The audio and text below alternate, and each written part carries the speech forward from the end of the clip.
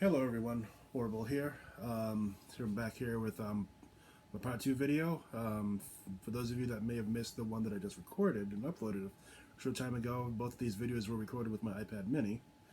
I decided to keep both of these videos under 10 minutes just because I want to save space on my iPad. Hopefully that will be less of an issue when I'm able to get a new desktop computer at some point in the future. I decided to dedicate the bulk of the lion's share of this particular video to a topic that I feel is very important. As everyone watching this video is well aware of, and as I'm sure at least 95% of the planet of humanity on this planet is aware of, this world has been hit with a pandemic that hasn't on the scale that hasn't been seen since the 1920 Spanish flu. As so, those of you that may have been following me in my blogs or may have been following me on Facebook are already aware of, I was sick with COVID-19 in April of 2020. To make a very long story, it sucked, and even though I was fortunate enough not to need to be hospitalized, that was an experience that I definitely wouldn't wish on anyone. And it's the kind of thing where, unfortunately for a lot of people, well, I shouldn't even say that, but not well. Anyway, I can definitely say that for a lot of those that have experienced it and come through on the other side, even those that have had mild cases, it definitely changed. It definitely is the kind of experience that changes you, not just physically but emotionally. It's not like anything else that we as a species has ever experienced before, and hopefully most of those that are fortunate enough to not have to deal with long-term issues from it are able to appreciate the days that they have afterward. In my case, I was sick for about a week.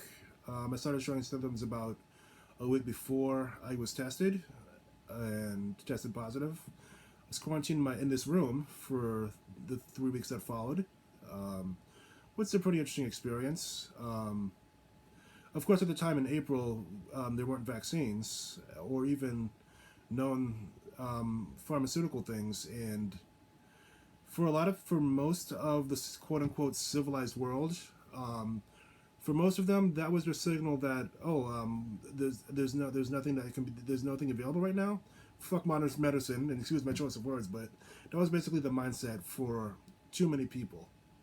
Whereas basically, I go to a hospital to get help, and you guys can't do anything about this, then you're a quack. And I'm just kind of the person that is like, the one group of people on this planet that have sacrificed the most since this pandemic first began have been those that work in the health industry. And I just think that it's extremely disrespectful to both them and their families for that's suddenly become basically a sort of declaration of war against the healthcare industry.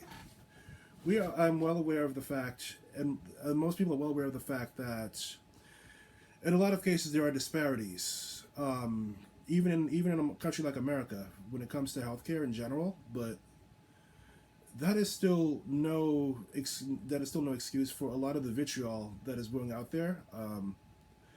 I know people that work in that either work in the healthcare industry or are in school right now to become doctors, nurses, or medical assistants who have been dealing with death threats across this country. Death threats from people who, for whatever reason, believe that COVID-19 and or the vaccines for it are all part of some kind of a conspiracy to depopulate the world. And it's kind of ironic to me that 100% of the people that have been promoting and spreading this bullshit are themselves fully vaccinated. Obviously, I can't prove that right now, and obviously they will lie to your face and tell you that they are not vaccinated or that they were vaccinated and they still quote unquote detoxed, which by the way is impossible because you'll immediately die once you lose 20% of your blood supply. But it really is something that there are people out there that are literally playing with the lives of other people. And unfortunately, at least a third of this country have chosen to believe what they have heard from quote unquote trusted sources over everything else. This is a very personal subject for me, not just because I had dealt with COVID-19 myself, but also because there are members of my family who are well aware of that, who have chosen to go down these rabbit holes and have gone off the deep end with these conspiracy theories. I find it extremely disrespectful, personally, as someone who is alive today because of modern medicine.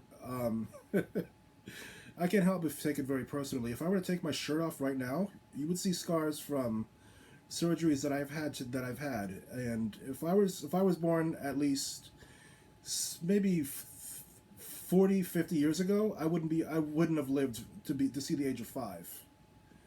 It's just extremely disrespectful to me personally that for all that has been done. Yes, I believe in God. Yes, I know that for a lot of people they that is a part of the equation. Yeah, I get all that, but the fact of the matter is, the mechanism that was used to save my life years ago were hospitals and doctors. That was the mechanism that God used for that purpose, and I'm just completely disgusted and irritated that for too many people out there.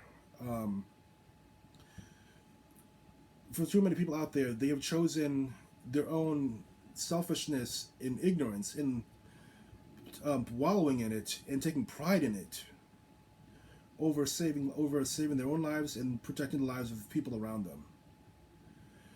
I mean, it really is something else. And as much as CNN, MSNBC, and Fox News and all those other news corporations are trying to put the blame on Facebook and vice versa, it's much bigger than that, and they all know it. As much as Biden, Trump, and a lot of the other politicians on both sides of the aisle are trying to push the blame on the media and social media, it's much bigger than that, and they know it. It's a societal issue. It's a societal and socio-economical issue, basically.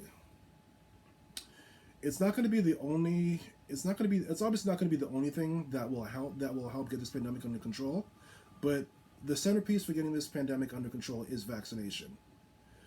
Now, the history of the anti-vaccine movement in this country goes back since its founding, and I would highly recommend folks check out the Red Press article that I wrote on that last week as soon as you can. I'll drop the link for that in this video, but it's extremely important that people understand that vaccines are why viral outbreaks like the smallpox, polio, and measles are no longer around. It's not because people quote unquote built resistance to them or quote unquote they just magically went away. Vaccines are the reason for that. And a lot of the nonsense that I've been hearing for the last 20 years now from the anti-vaccine crowd is the same things that have been said for centuries. The history of inoculation actually goes back for thousands of years. The first recorded cases of inoculation have been recorded several thousand years ago, so it really is something else. And if you take a deep look at why people are saying what they're saying, you will easily find out that there is a political motivator behind it. And it really is unfortunate. As of July 13, which was last Tuesday, I received my first shot of the Moderna vaccine. I specifically chose the Moderna for 2 reasons. One of them was because of my unique biology, and I will definitely require the extra time that goes with. I will definitely require the extra time that I feel that to deal with known side effects. For those that may be curious, I did experience a low grade fever. Just some slight dizziness, some of which I'll actually blame on vertigo, which I've been dealing with since last month. And obviously some muscle pain where the injection was done in my right arm. I'm actually really looking forward to seeing how my body responds to the second shot that I will receive on August 10th, since the side effects are supposed to be much stronger than the first shot, so we'll see. The second reason that I chose Moderna was specifically because of the vile conspiracy theories about this Cambridge-based company. That it is a centerpiece that, quote unquote, that the so-called shadow government or the so-called deep state is using to depopulate the world. And I specifically chose Moderna. That was my second reason for that purpose. That is mostly directly at people in my that are part of my social circle that I know personally. It's now been a week since I received my first shot, and obviously I'm totally fine at this point. And on that note, the side effects that I dealt with went away completely by last Friday. So all this wait and see nonsense, you don't even have time. Don't give me that. Don't give me that. I'll just wait and see 2 or 3 years. The CDC recently announced that the FDA is going to grant Pfizer and Moderna's a full FDA approval very imminently, and the decision on that will be announced by January 2022. So what that means is, for those that are waiting for the official word to come out, it might actually be too late for you already. Take it from someone that already had COVID-19. I'm not going to say how I got it from, but I know how I got it. And let's just say that there's a lot of people in your inner circle that are not that still believe that this is on people's minds, or for some elaborate conspiracy theory to control people and all this other nonsense. I'm just gonna leave it at that. But my decision to get vaccinated was a personal choice. Yes, I spoke to my doctor before I made that decision and got my first shot the same day. But it's definitely the kind of thing that should give people pause. I just thought of an analogy that seems to fit this really well.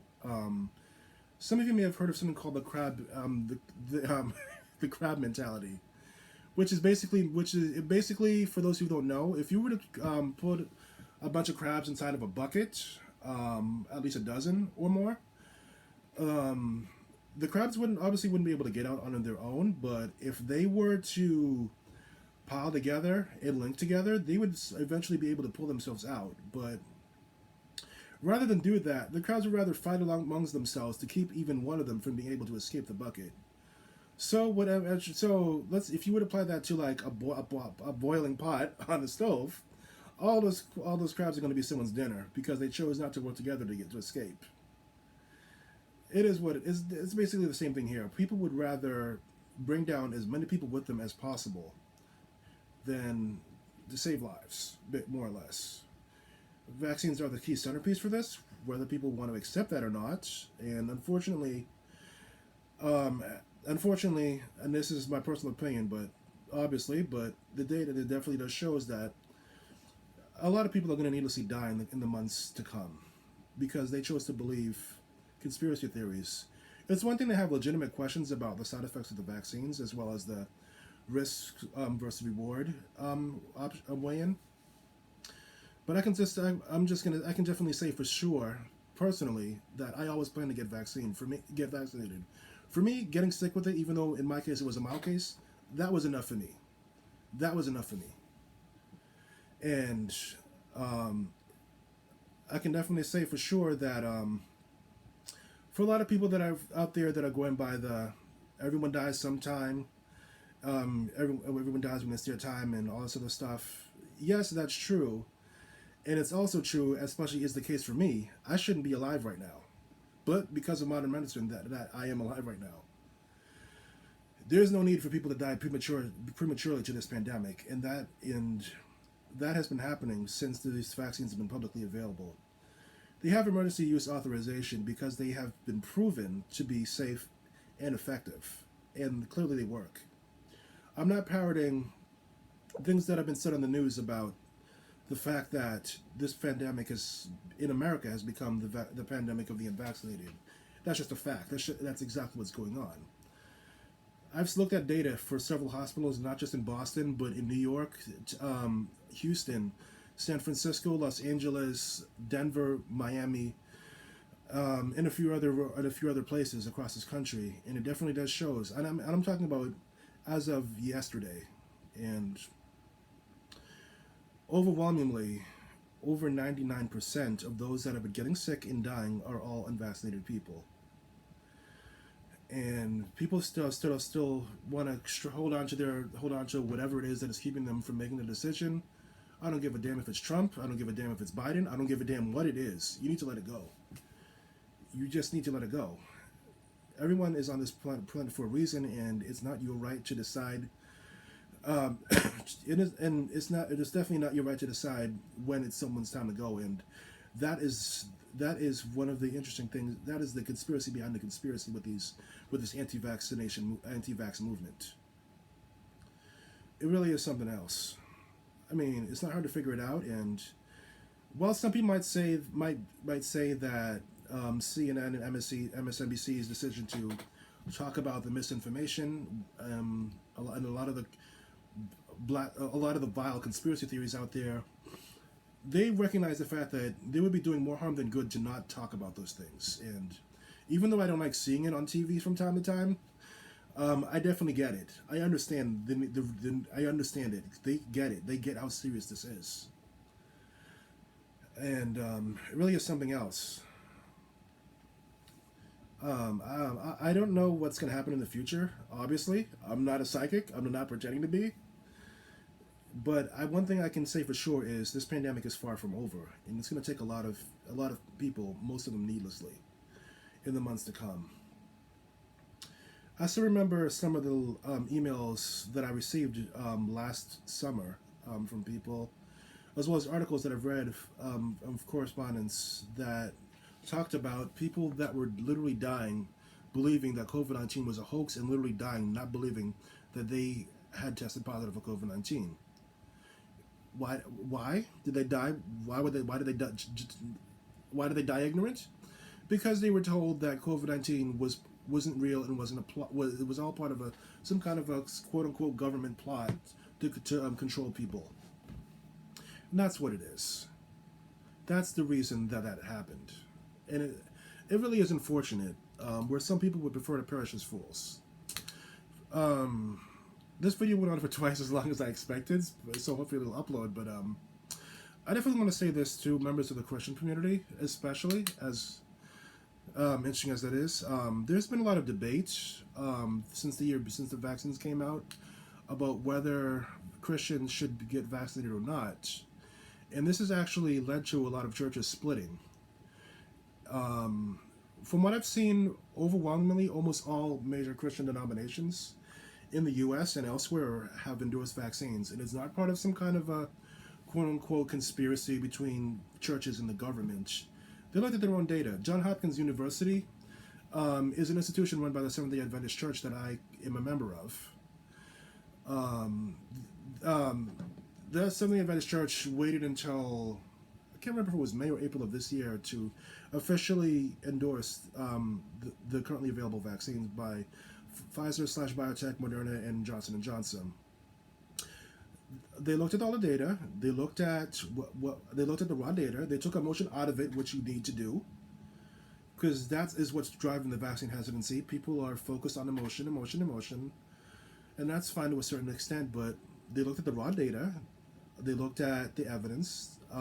They looked at what was available, and based on what they've seen, and for those who don't know, a lot of Christian organizations did help create these vaccines. They looked at all that stuff, and they determined that these vaccines were 100% safe, effective, and will do what they're advertised to do. Nothing more or less. I want to wrap up in the last minute before I do this, and I can do this in 20 seconds. But I've become well aware that for many Christians and many people on both the left and the right in the political divide, Dr. Anthony Fauci has been made into a boogeyman for various reasons, as well as Bill Gates and certain other quote-unquote rich or influential people, us being part of a so-called cabal that wants to control the world and depopulate the world. All I'm going to say is, if you truly believe those things, something's wrong with you. If you have the time to waste looking at what someone's doing in that depth, something's wrong with you. Something's wrong with you. we know more about how these vaccines were developed than any other vaccine in human history. I'm just going to put it like that. Same goes for the 2020 election. It was the most publicized election in human history. Blah blah blah blah blah blah blah blah blah. Is this one of those things where if you give something oxygen long enough, you shouldn't be surprised with the outcome? And it really is unfortunate that a lot of people are going to needlessly suffer. A lot of people are going to needlessly die because they chose skepticism over common sense. They chose skepticism. They chose their feelings over their lives. Basically, it's more or less the case of I don't want to do. I'm not going to do what you tell me. I'd rather die than do what you say. No one is forcing anyone to do anything. The fact of the matter is, even well before this pandemic, for decades, you've needed to be vaccinated against certain things in order to work certain jobs, as well as to go to public school. Otherwise, you'll be a health risk. Why? Because there are certain people out there in the world who literally cannot be vaccinated because they're either immunocompromised or they have certain health issues that prevent them from either being vaccinated at all or taking certain vaccines.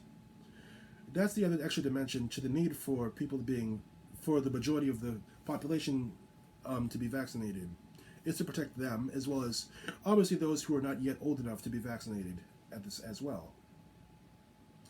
Those are the big reasons for that. Herd immunity is achieved, and I've put on this in depth in my blogs, which I'll try to get links to over the course of today. That is achieved when a significant portion of the population has been vaccinated. About 6 or 14 months ago, many believed that we only needed about at least 70 to 80% of the population to be fully vaccinated. But because of the new Delta variant, that threshold is likely much higher. I would put it somewhere between 85 and 90% at this point. And I would definitely want to say this to those that have already received their first shot: definitely get your second once it's your time to go, because that is going to be a key thing to getting this pandemic in America under control. I mean, no one likes the fact that basically the whole world had to be shut down for 16 months and counting, 18 months and counting at this point. And most of the world is still shut down because the vaccines are not widely available in them all over the world. But the 2020 Tokyo Olympics that were postponed to this year and is set to start this Friday, the officials said as soon as this morning that everything is on the table and they are willing to do a late cancellation if need be. And I am just hoping and praying that they actually do, because we've already been seeing that the Olympic bubble has already been compromised, and at least 80% of Japan said that the Olympics should not happen, and that has been ignored. And it's just really disrespectful, I think, and insensitive of the International Olympic Committee to still insist on having this just to satisfy the corporate sponsors out there. I could go into a whole spiel on how I feel about how the Olympics basically takes over a country, but I'm going to save that for a blog, for an article. The Olympics, IOC hasn't been very popular in the last 20 years. Let's just put it like that. Speaking for myself, I do have some long-term and short-term plans, both during and once this pandemic is eventually under control. The top of my list in both regards is to move out of where I'm currently living and get my own place. It's just that it's been that time. I've been feeling that way for at least 10 years now, if not 10 or 15 years now, and more so in the last 5, especially. I've been really moving and doing what I can to make that a reality. That is my primary focus right now, to change my living situation. I don't want to get into my whole dynamic and all that stuff, because I don't think that's appropriate for me to post online. Well, at least not right now. But once my living situation has changed, then yeah, I'll definitely go into depth on that, because a lot of that stuff that I've had to deal with, I'm pretty sure could help a lot of people out there that maybe not going through the exact same things that I have, but have gone through or are going through similar experiences. Um, I got a bit emotional halfway through this video, and now it's gone on to about 25 minutes. It's just pretty funny, but anyway, um, definitely, I definitely plan to even after I'm fully vaccinated, which will be achieved 2 weeks after my second shot, when I'll have the full immunity. Um, I'm definitely planning to still wear a face mask. I actually just I actually am expecting to get another box of disposable face masks from Uber to use during my work as a delivery person. So there's that. I don't drive, but I do plan to just walk, do walking deliveries. As weird as that might sound to people, it's an option, so I'm going to do it. That's what I did with Postmates. So that's how I'm going to handle that. In regards to doing the whole thing with doing the deliveries with Uber Eats, should be interesting. Oh, and yes, I do plan to do contactless deliveries on that note, even after I'm fully vaccinated, because as has already been shown, these breakthrough infections have been caused by people that are unvaccinated. So you still need to be careful until this pandemic is under control, both locally, locally, nationally, and internationally. You still need to keep maintaining, but you still need to keep those precautions up and going. You still need to. So all those nonsense like, yay, let's forget everything else. Like, yeah, no. You can never be too careful when it comes to your own health, as well as the health of your community, of the place around you. As a reminder, the sports world shut down for almost half of last year because of this pandemic. They say the sign of a healthy country and a healthy society is when you're able to hold sporting events, and unfortunately, that had to be suspended for almost half of last year, and it looks like we may start seeing some delays and stoppages with that again this year, if this pandemic if assuming this pandemic continues to ramp up, which it clearly is. It really is something else, and I'm trying not to talk too fast, but there is an urgency to this because lives are literally on the line. A lot of lives are honestly going to be lost because of choice, and yeah, I don't want to keep going on and on and on and on, but it's just a bit much. On that note, yes, I do plan to talk to people I know that are undecided right now, and just let them know, hey, I know you have some reservations about getting vaccinated. If you'd like, I don't have a problem going with you to the vaccination site. I have no problem doing that at all. If anyone would like someone to go with them, if you're in the Boston area, because I obviously can't travel right now out of state, but I'm definitely gonna make that offering to people that may be feeling nervous about going. As part of the process, right after you receive your shot, you're asked to, at least it was in my case, you're asked to just sit in a waiting area for about 15 minutes, just to make sure that there aren't you don't have a serious reaction like anaphylaxis specifically. In my case, there was nothing like that. The only two things that I felt at that time were relief, honestly, and also a sense of fear of what the future will hold for those that have chosen not to be vaccinated and continue to make that choice.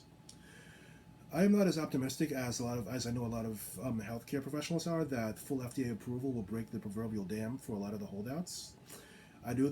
Yes, it will get a lot of people. It will motivate a lot of people to say, okay, I'll go and do it. But I do think that by the time it does happen, for a lot of people, it'll be too late. Personally, people